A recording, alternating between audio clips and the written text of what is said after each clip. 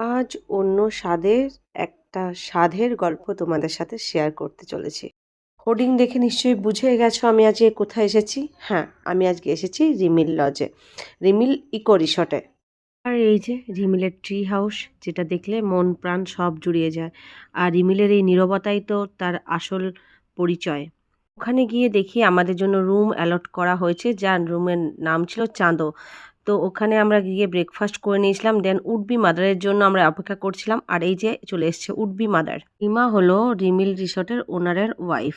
আজকে ওর জন্যই আমার এখানে আসা। আজকে ওর বেবি শাওয়ারের লুকটা আমি ক্রিয়েট করতে চলে এসেছি। ও সকালে কিন্তু এরকম একটা সাবেকি লুকসেই চেয়েছিল আমার কাছে। তোমাদের এই লুকটা কেমন লাগলো অতি অবশ্যই কিন্তু জানাবে। শুধু দেখতে মিষ্টি হলে কিন্তু মিষ্টি হওয়া যায় না, তার ব্যবহারটাও কিন্তু মিষ্টি চায়। আর সত্যি রিমা যেমন দেখতে মিষ্টি, সেরকম তার ব্যবহারও ছিল মিষ্টি। এই যে এখানে ডাইনিং হলে ওদের খাবার সাজানো হচ্ছিল, আর এখানে দুজন ওরা বসে পড়েছে তাদের সাধের অনুষ্ঠানে। আর এখানে রিচুয়ালস করছেন ওর শাশুড়ি। কমপ্লিট করার পর ইভিনিং লুকসের জন্য রিমা বসে পড়েছিল। আর যে ইভিনিং লুকসে আমি বেশি কিছু ক্লিপস নিতে পারিনি, এটা ছিল ওর ইভিনিং লুকস।